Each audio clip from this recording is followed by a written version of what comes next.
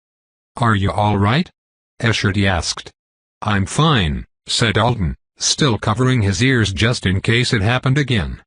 "But I think maybe you should call all the seismologists and tell them that was you. Not a shift in our tectonic plates." Escherty looked flattered. Line of asterisks. Line of asterisks. The sound the elder brother made was so awful that the beast it had been directed at died in an instant. It was so frightening that flying creatures fell from the sky and burrowing creatures tunneled so deep they never returned. The children at the river could have filled their baskets with the fish that floated to the surface in the wake of that noise, if they hadn't been hiding in terror. Even the people who had seen the elder do it, and who celebrated his victory, were shaken. One man lost all his hair, and nobody felt like procreating for the rest of the season. But they were fine, really. It was better than being eaten. And once they'd recovered, life in the village was easier than it had been. The beasts avoided them. The elder brother sang for them all the time to wipe away the last of the fear. And the younger brother became much more distant from them. It wasn't as good as him joining them in their joys and helping them in their work, but at least he wasn't so eager to show off all the treasures he found and the pleasures he made for himself. Delightful years passed. But then a bad one came. And another. The weather was dry when it should have been wet and cold when it should have been hot. The wavy tree weakened before its time and gave them less and less, and a strange new fish with flesh that poisoned stomachs drove the good ones from the river. The air filled with swarms of blood-eaters that could drain a child to death in an afternoon. The nights filled once more with the shhhhhhhhhhhhh of the occasional onclimbing beast. Through the use of his voice, the elder brother kept the village from dying. He knew the noise that drove away the blood-eaters and the one that called the last of the good fish to the surface. Sometimes he stood for an entire day by the wavy tree, tempting the pollinators toward it with the sounds of their mates and sending the pests away from it with the cries of those that preyed on them. He was a great man, but he was only one person. Everyone knew that soon, he wouldn't be able to hold back the trouble. There would come a day with not enough food, and they would have to start choosing. Which baby? Which old one? Which unique and precious self could the village continue on without? And then, a girl of the village disappeared on the hunt. A whole day and a night passed, and just when they decided she must be lost to them forever, She stumbled back into the village. Her body was covered in stings. Only one of her eyes would open. Her hands and arms were so swollen she could barely carry the gift she had brought them, and a wonderful gift it was for those hungry people, a basket lined with wax and filled with the nectar of the thrumming flowers. She told them that she had walked much farther than she should have, following a smell that had reached her nose made more sensitive by need. "And I found them there," she said through lips so thick they could barely understand her. "I stayed until I had squeezed the nectar from everyone." "Eat. Eat." Why, they all asked her. Why hadn't she cut the flowers and brought those instead? In the village, the flowers could be dried, and the stingers that lived inside them would die. They could have had the nectar that way, without her being hurt.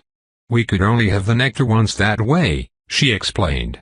"If the flowers and the stingers are still alive, someone could walk to them and harvest every few days." She said she would do the job herself every time she could. "I wish I could thrum like you and soothe the stingers," she told the elder brother. "But since I can't, and since you are so busy for us, the pain must be endured." Upon hearing that, the good, tired wizard suddenly had an idea. He went to the home his younger brother had built for himself. It was nearly a tree palace by then, with more room than any family in the village had.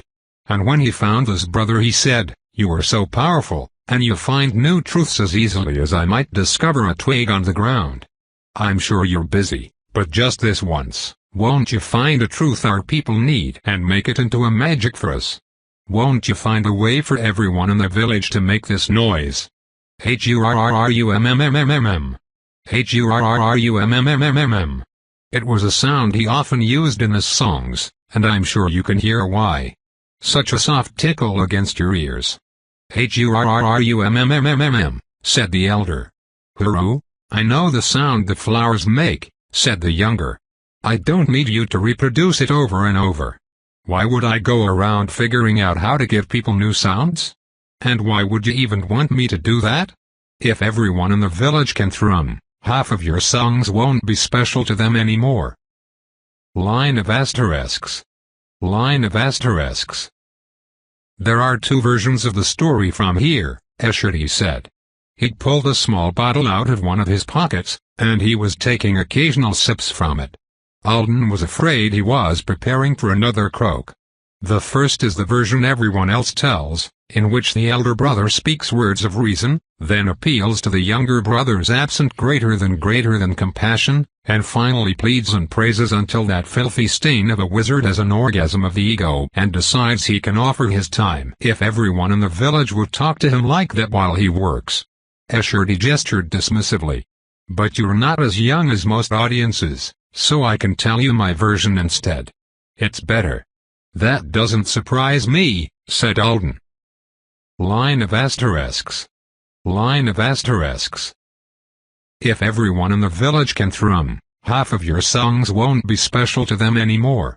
And that was when the elder looked upon the younger and finally accepted the truth. He was related to one of the worst people who'd ever drawn breath. There was probably a poisonous fish in the river, missing a couple of eyes and a fin, that was more valuable to the village than this man. After all, the emotional damage caused to everyone else by having such a person living in a tree palace above their starving village had to be taken into consideration. That younger brother had been nectar-sucking his whole life, but he let that girl go milk flowers by herself until she almost swelled to death.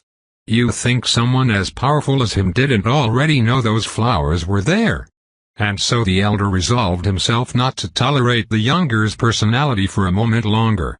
"My brother," he said, "you are not my brother anymore. And if you do not help us now, then I will croak at you like you are one of those beasts I killed that day. I've always been very suspicious about that situation, by the way. I know I'm not the clever brother, but that doesn't mean I'm stupid. So are you going to help us, or are you going to find out what the sound of your death is?" Line of asterisks. Line of asterisks. "I like that version," said Alden. "Thank you. I made it up when I was a child. I think it's an improvement." Line of asterisks. Line of asterisks. The younger had finally swallowed a grain of the fear that the people less fortunate than him ate daily. He agreed to do what his brother had asked of him. And though he did work day and night, the teller of this story hopes you won't praise him for help he was forced to give. The village that had nurtured him in his youth might have been so much safer and happier, if only he'd used a small fraction of his power for the sake of the others all along. At least he was working now. Every morning, the elder came to him and said, "Have you found something that will help our people thrum?" He answered no. And no. And no, not yet. Until one morning, when the elder came, the younger said, "Your strength is enough to bend a stick, but your hands reach for the whole forest. If you want one of them to thrum for today, I can do it. But you want all of them to thrum forever? You ask too much. One day, my body will nourish these trees that shade us," said the elder. "Our people will still be here. Another time of hardship will come. We must give them something that will last." When he came again the next morning, the younger said, "I've thought of a way to do it, but I'm sure you'll say no. Your sounds are things of power you've made for yourself. I think if I perform a certain magic, you might give the thrum away to many people, and as long as you do not make the sound ever again yourself, they will keep it. If you live long enough in this way, then when your body goes to nourish the trees, perhaps the village will continue thrumming without you." "Yes," said the elder. "Yes?" the younger asked in shock. "What an amazing thing you've just told me," said the elder. "That the sacrifice of one of my sounds could do so much good for so many other people. Truly, the universe is a kind place if that is possible." "You fool," said the younger. "You think it's so easy. The song you sang to comfort the girl with the stings last night was the most beautiful of your life. If you do this, you will never sing so beautifully again. Will the others not sing with me with the new sound I have given them? Will there not be many hurrumms, when always before there has only been mine?" "You fool," the younger said again. But the magic was completed that night, and in the morning, the villagers all went together to the flowers. They coaxed the nectar from the blooms and drank of its sweetness, and nobody was stung. And when it was time again for the elder to sing, it was true that his song wasn't as good. Worse storytellers say that it mattered not, that he felt nothing but pride and happiness, and that when his people added their new thrumming to his song, all was made more than right. I doubt that's true. Though the elder was certainly proud and he was certainly happy, was there not a new splinter in his heart? A small one. One he could live with without regret. But must we pretend it wasn't there even on that first day, when he had sacrificed only a single sound? Even the worst storytellers agree it appeared at some point, that splinter. For there were so many sounds to give. The one that tempted the pollinators, the one to frighten the pests, the one that traveled far to call back villages who'd gotten lost in that dark forest. He gave away the sound that eased a mother in her labor and the one that pulled the worms from the roots. The whisper that reached a single ear. The sounds of every animal and plant in the forest, one by one, as his people found uses for them. Call the flying creatures from their nests, the running ones toward your net. Make the soft patter of the rain to hide your footsteps from the ones that hunt you. Here.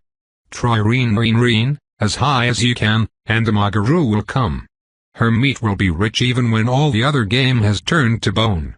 Try shoot, very softly, and you may look at the beautiful gripper tail in its plumage season without frightening it. Try z,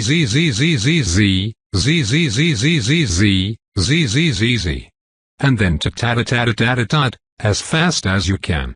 That will get you something good out of the pink bark trees. The elder brother gave all those sounds away. Eventually, he gave every sound away, except for the most dangerous one. By the time he was an elder of the village in truth, he would not even risk using the speech he'd been born with, for what if a word was too close to the sounds he'd given away?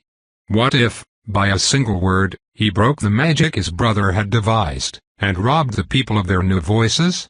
They hadn't had another hard season since he gave them the thrumming. Whatever terror came, whatever problem arose, the flexible voices of the villagers could solve it. The younger had left after the last sound was given. He couldn't stand being reminded of his brother every time someone opened their mouth, and I'm sure he was envious of the elder's many friends, lovers, children, and grandchildren. And the unclimbing beasts? They rarely hunted near the village, because the elder, with only one sound left to him, had to use it every time he spoke.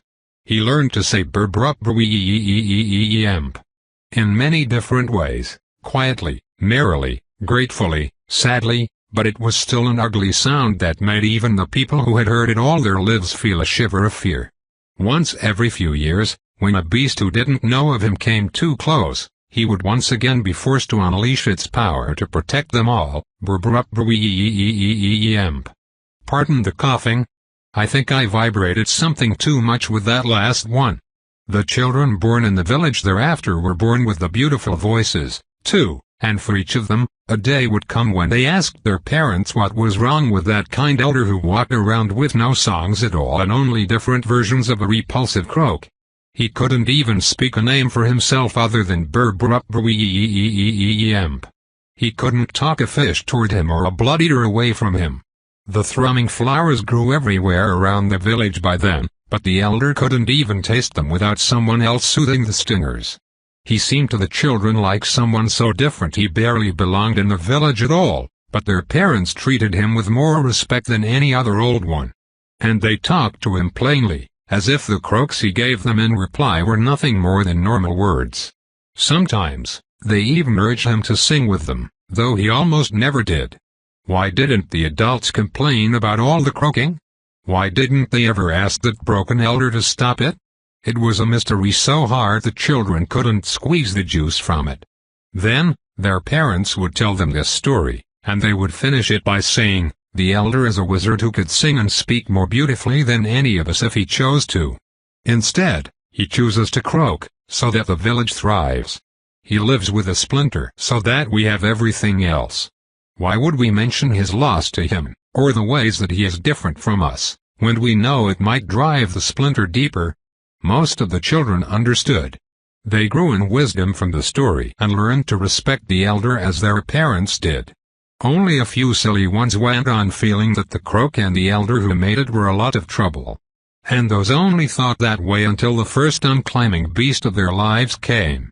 The croak had grown the more the elder used it, you see. And with no other sound, he mastered every nuance of the one he had left.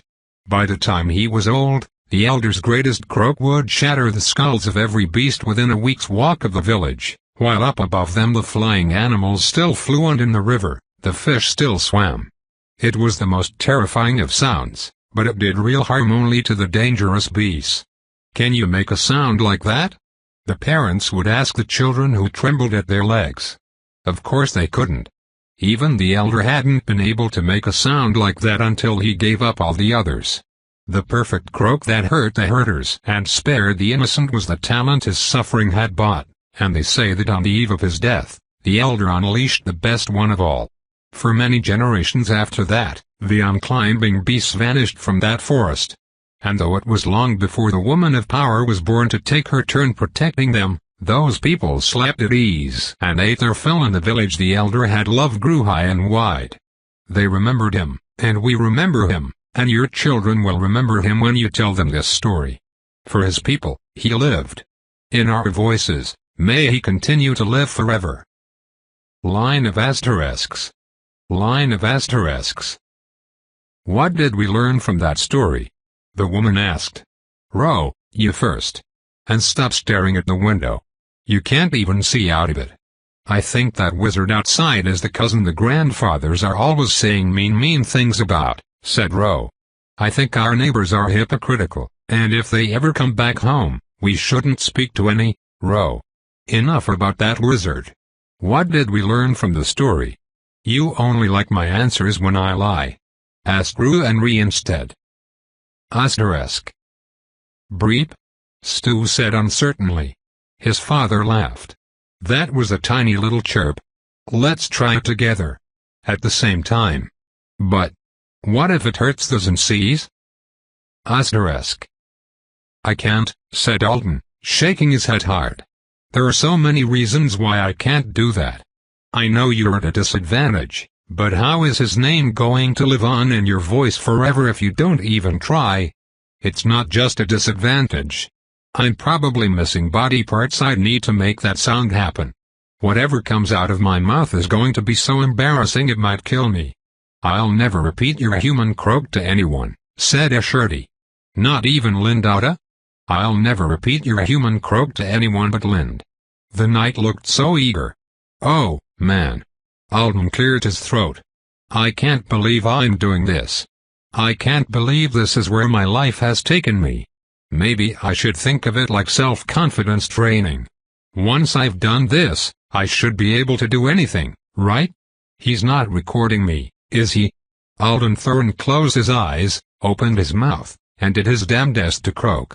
Chapter 179. At 5 o'clock in the morning on a Saturday, the school library was so quiet that Alden felt like he'd sneaked into the place instead of walking through the front doors.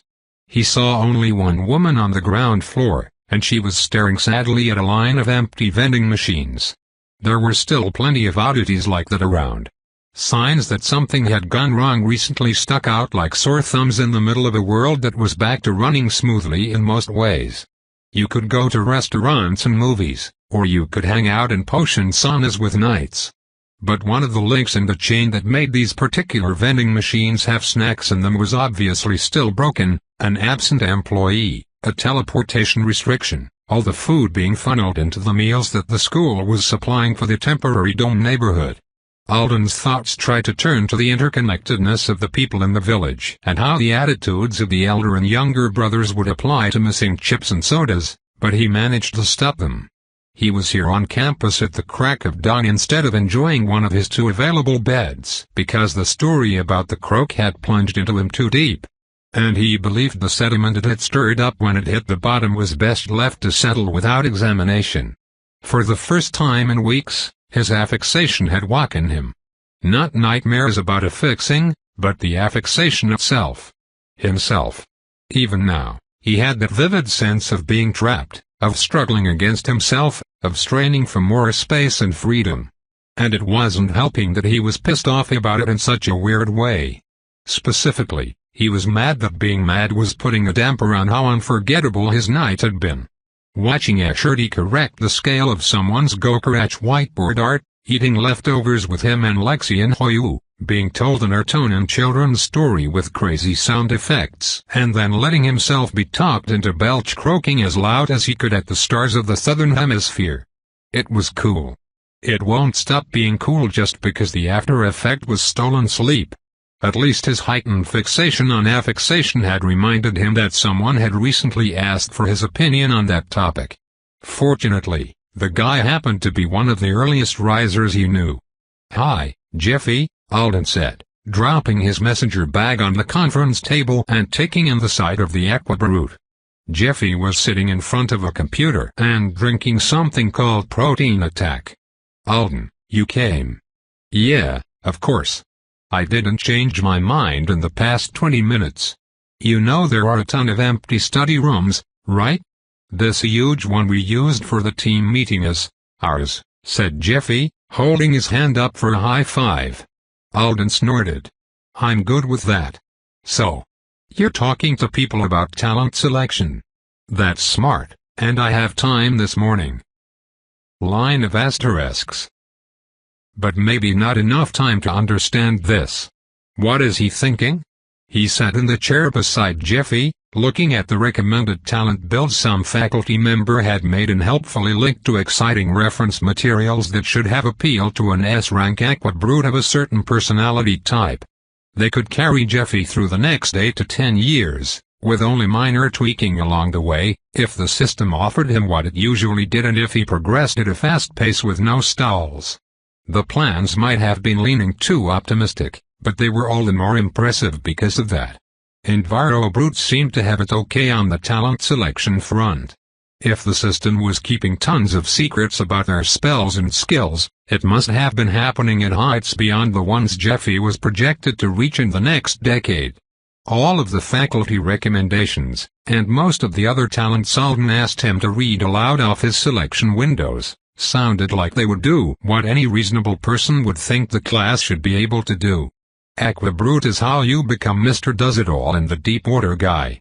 In addition to the regular foundation point choices, the system was providing a limited list of Morphish abilities that would kick in semi-automatically in response to Jeffy's environment. A little like spell impressions moving a person's hands and mouth for them, although the automorphs were said to benefit from regular activation. Chelena North didn't want Jeffy getting fancy right now. He already had sink and surface. They expected him to continue leveling that and taking either automorphs or spell impressions that would let him fully leverage the skill. Basically, they wanted him to be able to safely sink even deeper, resurface even faster, and move through the water even more quickly than he already could. All while hauling stuff around with him. Alden would have understood if Jeffy found the prospect of starting out that way boring, especially with some entirely new powers staring him in the face. But he didn't even seem to like the version of superhuman that the plans were promising to turn him into in the far future. Is he still hung up on being a land hero? I thought he had changed his mind about that with all the talk about the strength and wisdom of the ocean he was doing while he crushed me and Jim. And Jeffy was really bad at articulating what the issue was. "How do you feel about what you had to do last week?" Alden asked, hoping to pin him down. "Being summoned into the water when it was trying to eat whole cities, that must have been crazy for you." The label Jeffy was peeling off the empty protein attack bottle stopped crinkling. "It was crazy. At first, when the system told me I was going to be summoned, I was worried. Because what if I messed up and somebody died? But then there were all these other brutes and one adjuster, and we were teamed up. All the people who saw us were really happy to see us. And Yesenia said I was learning the ropes fast, and... Okay, so he's not on the verge of making a strange decision because he's traumatized. He actually liked the disaster work." Alden listened to him describe how awesome the older avowed he had met that night were while he skimmed the list of spell impressions Jeffy had said were available to him. He paused on one the faculty hadn't put on any of their plans even though it sounded interesting. It was for finding oft-named objects that were in the same body of water as the caster. While the remarkably specific spell was most obviously useful on Earth for locating ships, it sounded from the description like it could be used to locate any object that had its own unique enough name. It would be like a very restricted version of Romanville's skill, and that skill is awesome. Skysia Guard could have really used this the other night, right? As soon as that thought occurred to him, Alden typed the spell name into his laptop. Jeffy. This spell impression is new. It's not on the internet. The system must have started offering it just this week. Wow. The Artonans can roll one out fast when they want to. He was intrigued to see talent selection shifting in response to recent events. Affixation options appearing and disappearing happened, but having such an obvious explanation for why a new spell had been added was new to him. He wondered if it was a sign that the triplanetary government was now especially concerned about the dangers of watercraft or if they were putting out a bunch of talents they thought their avowed might appreciate after what they'd been through. As an apology or something. And Zedora might have even asked for a spell like this and been granted it. I should see if there's anything about that on the news sometime. I know. That spell wasn't there when I had advisement, Jeffy said, setting aside the bottle. Do you think that means I have to let them advise me again? Alden sat back. If you're interested in taking the spell you could, but I don't think you have to do anything. I am a little confused about what you want, though. Jeffy had added a plan of his own to the faculties. Not a 10-year one. Just what he wanted to choose for this affixation. He thought he wanted more strength, speed, agility. And another life jacket spell impression. It could be something else, Jeffy said.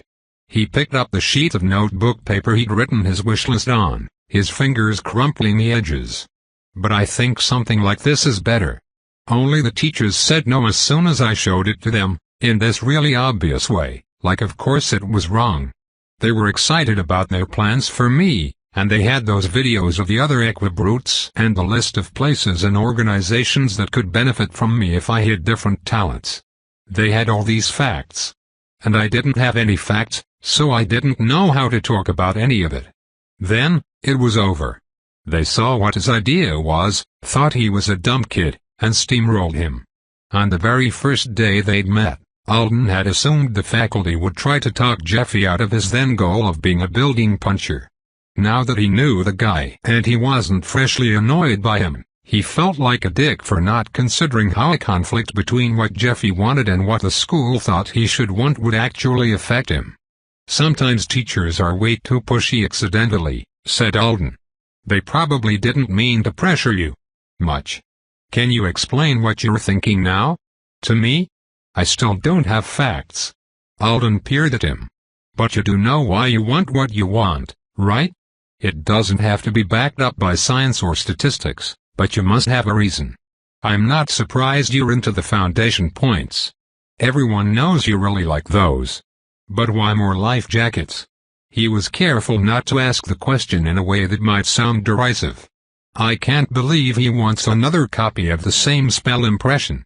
That's very peculiar and not nearly as useful as 30 other things he could choose." But it was Jeffy's affixation. If casting the life jacket spell made the guy so happy that he wanted to do it even more, then Alden would make room for the notion. Other people will give him so much shit for it, though. I hope he has a goal he can talk about to shut them up at least. "Life jackets are for people," Jeffy said. "You can use the spell on things that aren't people, and that's fun unless you make a big mistake. But the system said it's mostly for people and not to waste the jackets on anything else during the floods." Alden didn't have a reply to that, so he settled for smiling encouragingly. "A lot of the talents aren't for people. A lot of them just take me away from everybody else. And I don't like that. I want to be a superhero, not a submarine." "What do you mean, man?" About 10 minutes later, he finally had an answer. Jeffy was trying to choose his talents based on the fact that he hated feeling like he was cut off from the rest of the world. He hadn't known that about himself before getting the class. "I like swimming a lot. I like the water. But in the deep ocean, you go down, and there's nobody else there. Probably nobody else has ever been exactly where you were before. Even if you have a light, there's nothing to see but more of the same everywhere. It's okay if I know I can come back up whenever I want. But if I had a job to do down there, I'd have to stay for however long my boss told me to. And what if it was hours? Or days?" "You're the one with the powers," said Alden. "If you ever get freaked out doing something in deep water, you can just come back up. See the sky, say hi to whoever is nearby on the surface, and then go back down. If you're an insanely fast aqua brute, who's going to mind? It's like taking a bathroom break for a normal employee." "Maybe," said Jeffy. "And you have the system." Alden tapped his own forehead for emphasis. "So you can have people talking to you while you're down there. Doesn't that make it better? Or does it make it worse somehow?" "That's good," Jeffy said again. "But that's on Earth." "Oh. I've been watching a lot of Abyssal's channel," said Jeffy. "Because she talks about all her jobs. Look. Abyssal wasn't an avowed Alden knew much about. He mostly thought of her as that lady who'd saved a container ship crew 2 or 3 years ago, and he wasn't sure he would have been able to recognize her on the street. But she was informative and exuberant on the channel Jeffy introduced him to. She also obviously loved the very part of aqua brooding that Jeffy was trying to avoid. The video he was most upset about was titled El Mejor Trabajo de mi Vida and had been posted 3 months ago. "Hello, everyone. I'm finally back home after swimming for almost 2 weeks in an ocean that has never had a human being in it," she began, smiling widely. "That's a first in the universe achievement, but there's no medal. So I made myself this one." She held up a disc of chocolate she'd attached a ribbon to, and then took a bite out of it. "I'm going to make myself another one tomorrow. I did miss chocolate a lot. But I had so much fun. And now I can tell you all about what it's like to eat, sleep, and work on a water world." She went on to explain the best job of her life. She had been summoned by a team of wizards who had built a device that had some assembly required on the bottom of an ocean floor, on a planet inhabited only by aquatic wildlife. She'd gotten trained up, geared up, and then dropped off for a 2-week-long assignment that sounded a lot like hammering giant tent pegs into very specific locations in a very specific way while trying not to let any curious animals touch them. She literally slept underwater to avoid the terrible storms on the surface and drank her meals out of pouches. She'd had nothing but some kind of magic music box for company, which they'd let her keep as a souvenir. Extra time was built into her trip just in case she needed it to complete the task, but she was happy she hadn't needed it because it gave her an opportunity to leave the construction site and really experience the adventure. She had done the job and then swam around exploring everything. "See?" Jeffy whispered. 2 weeks. With nothing but fish. "I do see," Alden said slowly. "The good news is that, right now, you're definitely not qualified to have that kind of experience. You're missing a lot of abilities you'd need for that one." She couldn't even make phone calls, Jeffy said. She didn't have anything but that emergency signal. What if they gave me one of those and I made a mistake and lost it? There wouldn't be anyone to help me find it. She was down there forever. I don't want to do that. I want to swim toward people and help people and then celebrate with people. That's what other superheroes get to do. Pointing out that Abyssal probably did a lot of that too wouldn't help anything. "I get you," Alden said. "You do?" "Yes. So what do I do?" He took his time thinking of a reply. "First of all, I think you're right not to just do whatever the faculty says. Especially if you didn't even get the chance to tell them what you're worried about. You should talk to them again when you're ready to explain, and talk to other people you trust who know more than you. And only take talents you want. If someone says you have to have a certain ability to succeed as a superhero, but you feel uncomfortable about it, then ignore them. Don't take it. You're going to level more in the future, so you can always pick up what you need later. What if I fall behind everyone else? I don't want that to happen. It sucks to be at the bottom of the class." Alden briefly wondered how it was possible for him to be worried about a thing like that. Then he reminded himself that Jeffy had been in a regular school until recently. "This isn't Zedora, and you're an S. You won't fall to the bottom in our gym class, which is the class everyone in the program cares the most about. You could take nothing but a peel and life jacket for the next year, if the system didn't cut you off, and even though the instructors would be freaking out and yelling at you, you still wouldn't be losing every duel. The thing is, you're already awesome. The system picked you to help people during a real crisis. You were a red halo. You're already a superhero. I bet if everyone had to rank the class right now, you'd be really close to the top." Jeffy's posture straightened, and his grin returned. "At least he bounces back quickly." "All right," said Alden, looking back at the computer. "So now I understand. At the moment, you don't want anything that will make you a perfect long-term submarine like Abyssal, and the faculty plans are all on the way there. Eventually. But that doesn't mean everything they suggested is a no-go at this point. And life jacket isn't the only option that would guarantee you get called to work in places with other people. Like that new locator spell. Looking for named objects usually means you're somewhere inhabited by intelligent life. There aren't a lot of fish naming things, right?" Jeffy's eyes widened. "I hadn't thought of it that way. Some wizard might drop something on an abandoned planet and then send you to go look for it. But I doubt that would happen very often." "Maybe I should choose that one right now," Jeffy said. "What if it's a spell that the system will only give out a few times, and other people get it first?" He lifted his hand like he was going to touch something on his interface, and Alden barely stopped himself from tackling him. He did stand up from his seat, shouting, "No. Whoa. No. Don't take something as soon as I suggest it." Jeffy pulled his hand back, staring at him. Alden's heart was pounding. "You didn't just—" "I was answering a text message from Max." "Oh. Good. Sorry. You should do that." He took a deep breath. "Just don't rush your decision. Do you want me to help you make a list of more options?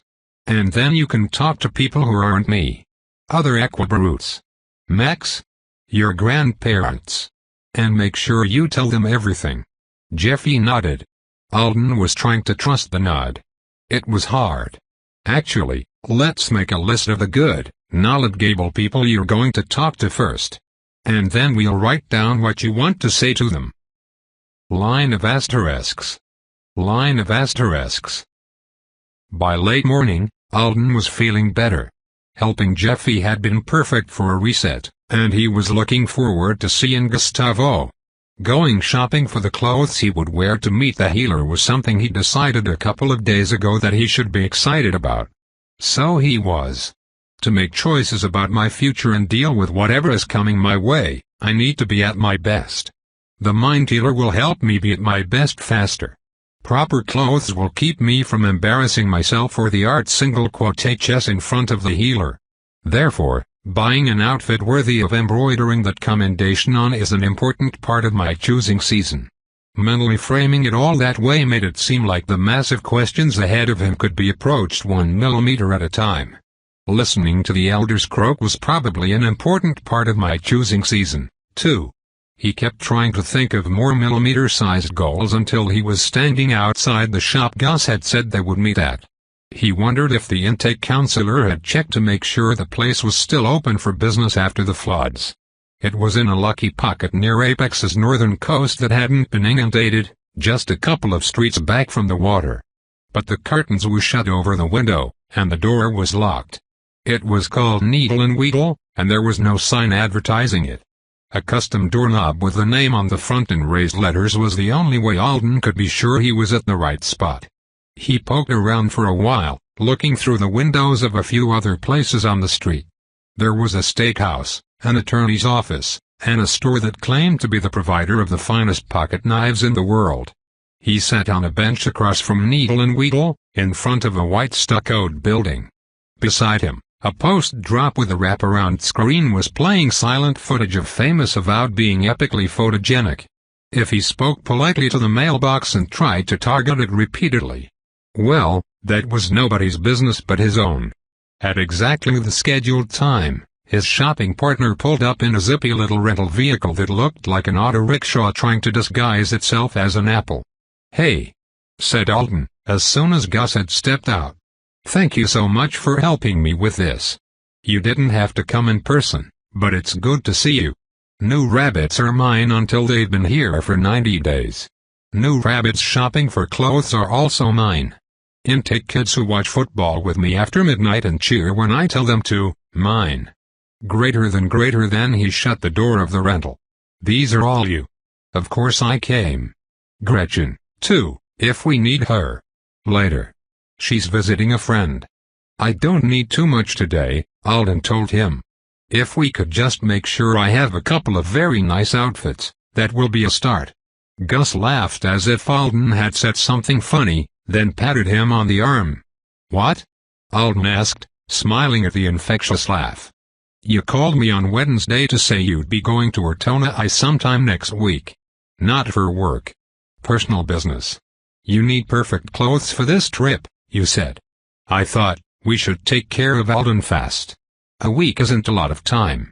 I'll meet him on Saturday and introduce him to the people every busy rabbit needs to know." Greater than. Gus was still laughing.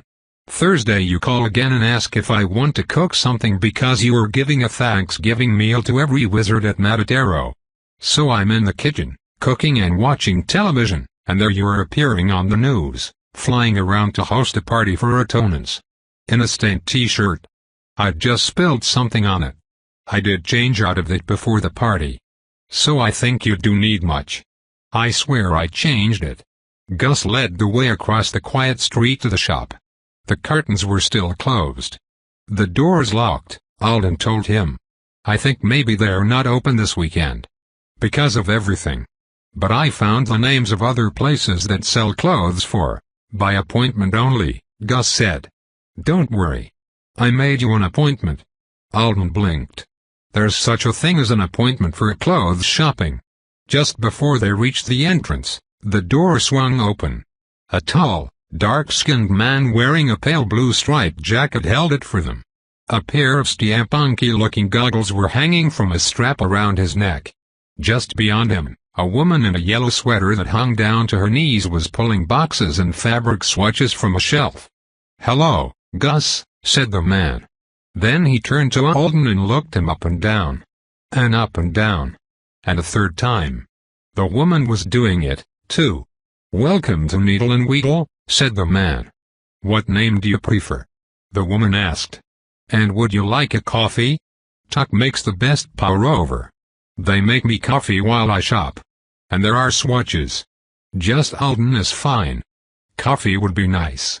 Their smiles were warm enough and their appeal stats high enough that even all of the staring didn't feel as invasive as it should have. "This is where rabbits who are frequent visitors to the true planets come when they need clothes," said Gus. "Swatches," thought Alden. "That's us," the woman said. "You'll need to authorize the system to give us your measurements, but first, just have a seat. We'll talk about what you want from your wardrobe for as long as it takes. You're our one and only priority for today. These people are going to take a lot of money from me." Tope continued,